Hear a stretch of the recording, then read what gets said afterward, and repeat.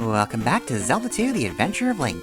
So, last time we cleared the Three-Eye Rock Palace, and yeah, this bridge is the reason I didn't go across to check out what this next village looks like.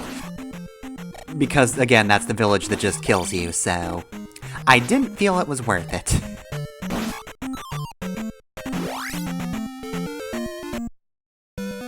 Alright, and so these guys are the thing you need to the cross to see. It's Kasuto. Strange, it is deserted. Save for the flying eyeballs. So we do actually need to come here. This is not optional. And it is technically possible to get in here without the cross, but you'll probably take some damage if you try that. I can give you most powerful magic. So yeah, that's the Thunder spell. We do need this. It is normally just kind of a screen nuke, but it does cost 64 magic, which is half my magic meter when I'm maxed out.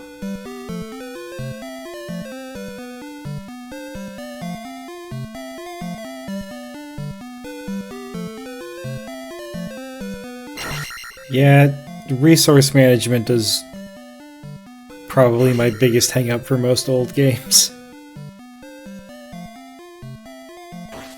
I get it in theory, but I want to use the toys, and you're not letting me play with the toys you're giving me.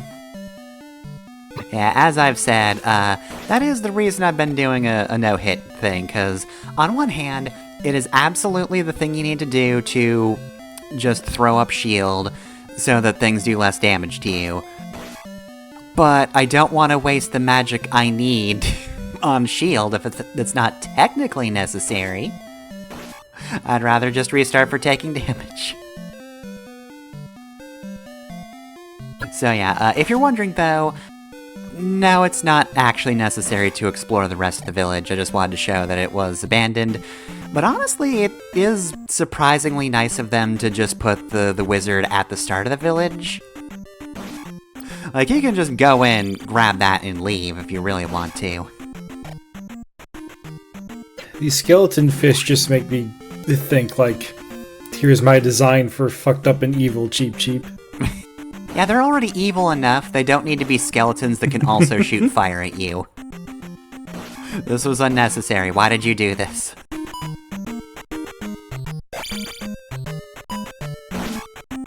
Also, yeah, this bridge pretty well sucks.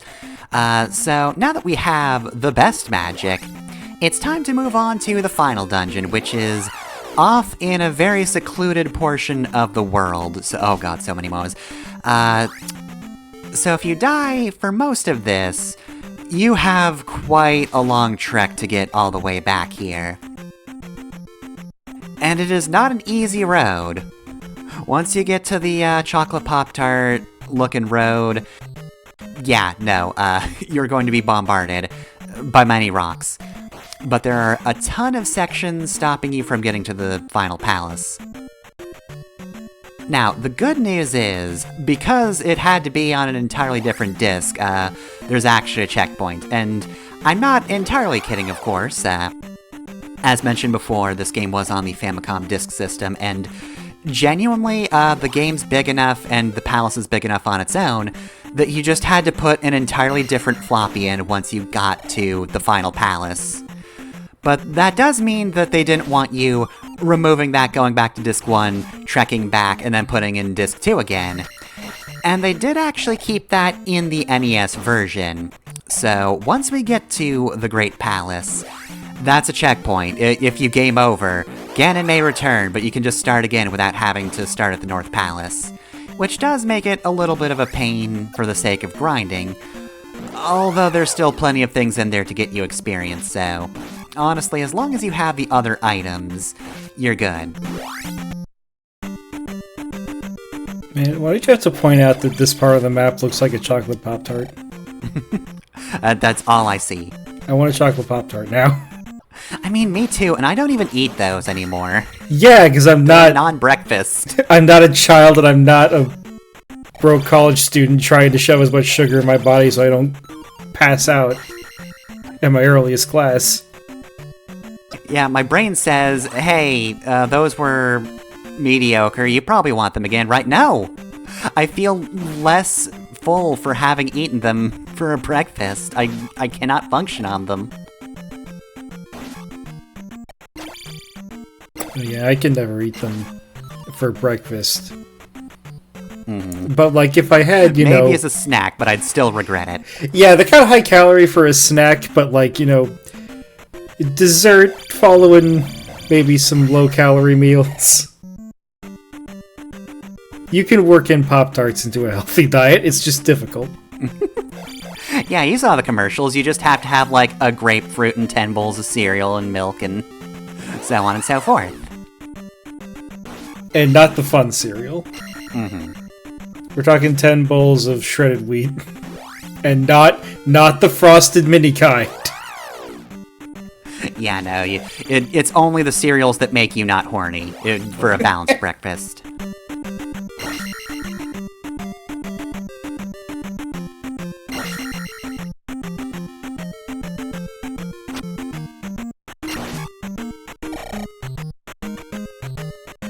Alright, so yeah, this is really a huge process, especially since enemies do spawn on this type of road as well. It is not a path for people. It still sucks to traverse, but here we are.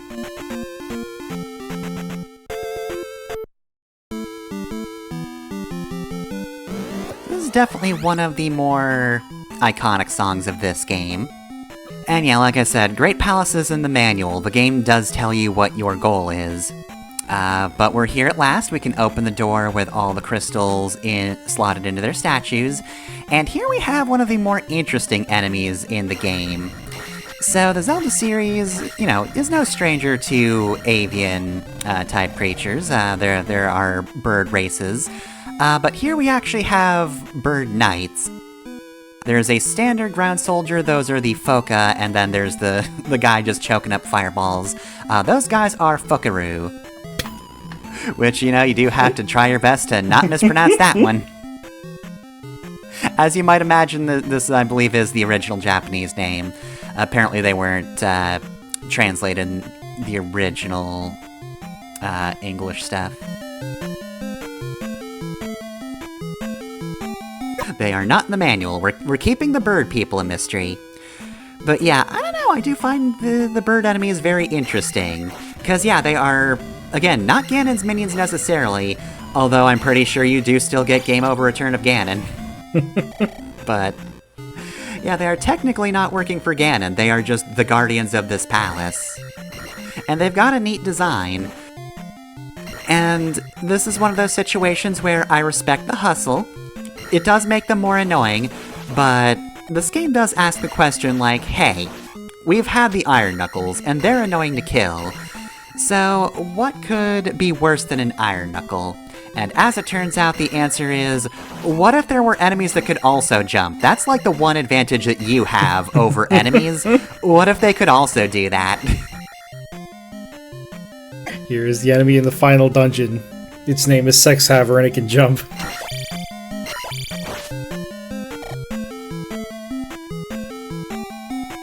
So yeah, that's their whole thing. It's pretty cool, though.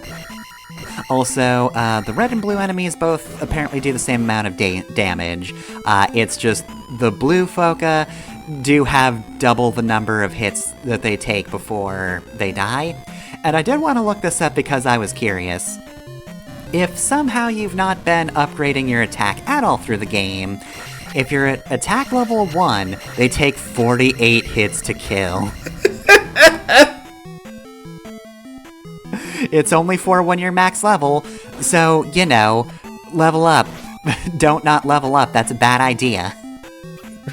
Raise your attack stat, you fucking idiot. I guess if you don't want to have fun, you could do a low-level run, but I don't really understand low-level runs in a lot of situations. And this is one of them. It's harder, sure, but it's also way more tedious.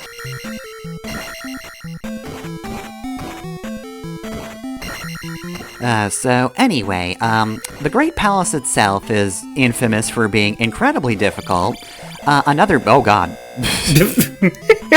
got stuck there for a sec. This is like...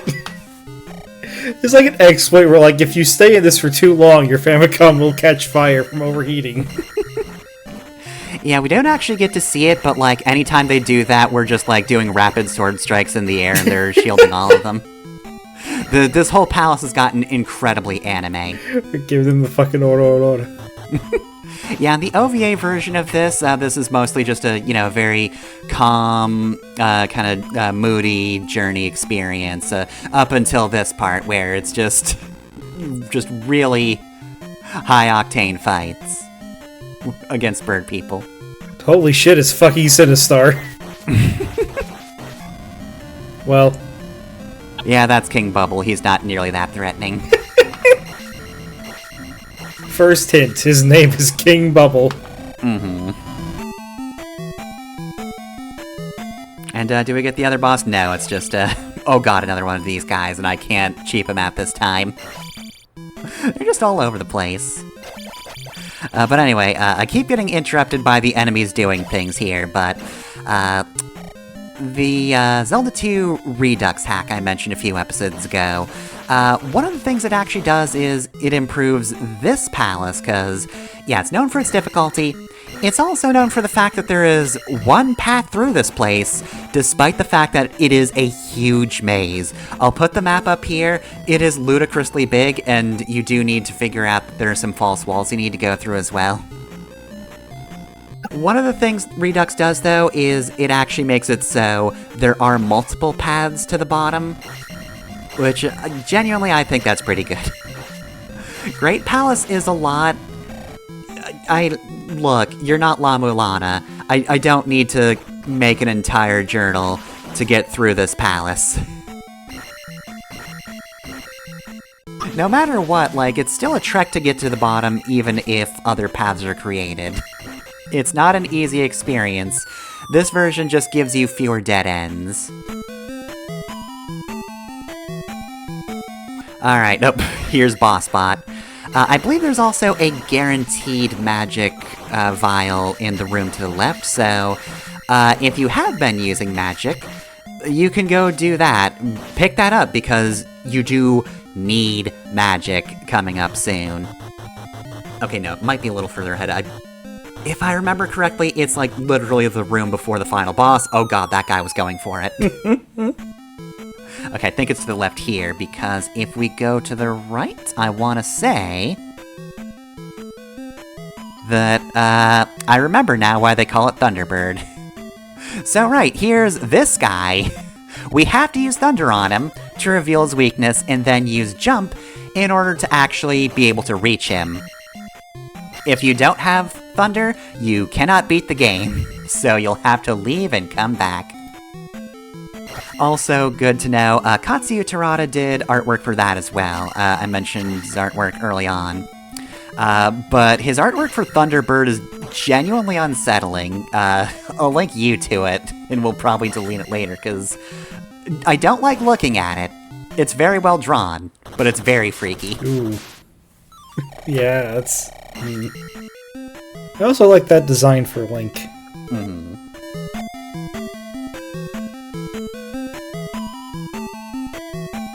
Alright, so Thunderbird, however, is not our final test. So we've got this old man yelling at us, and before we can get the Triforce of Courage, we must face ourselves. So yeah, this is Shadowland, and hey, guess what? Nothing happens after this fight. I can get hit if I want to. I can use my resources. This is a real bloody fight in the OVA. There is, however, an exploit for this fight, where you just stand in the left corner, crouch, and stab. But that sucks. I wanted to fight this one for real.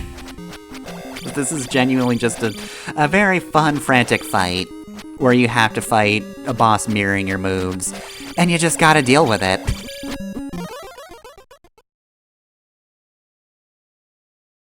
So, didn't take much damage, thanks to the shield, and, that sprite doesn't look like it got changed. But, yeah, by defeating ourselves, we proved our courage, and with that... and also the other two Triforce pieces you got in the previous game. We've just been holding Ganon's bloody Triforce of Power in our back this entire time. But we are able to reawaken Zelda. No, not that Zelda, the older Zelda. Yeah, now there are just 2 Zeldas running around. Yeah, who actually holds power now? Ah, well, anyway. This is the Zelda we've for sure smooched.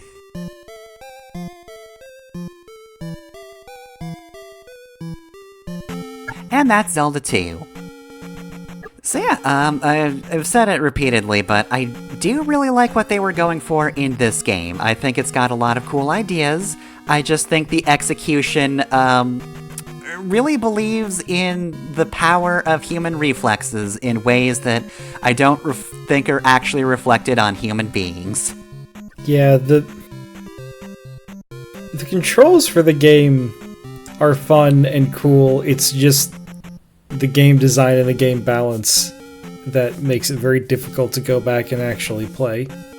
Though I will say I do also like its sense of exploration a little more than Zelda 1, I think. I do like the way Zelda 1 is kind of zoomed in on its environment, but I don't know, I just like the fact that there are towns and hints and things are slightly more sensible.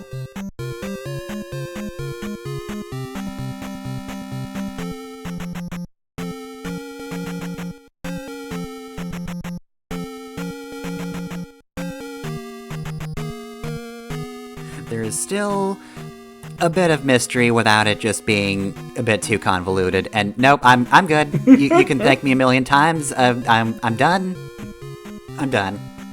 I don't even remember if there's like a dedicated second quest in this game. But yeah, that's it for Zelda 2. I hope you enjoyed that. I've been Fefner. I've been Loka.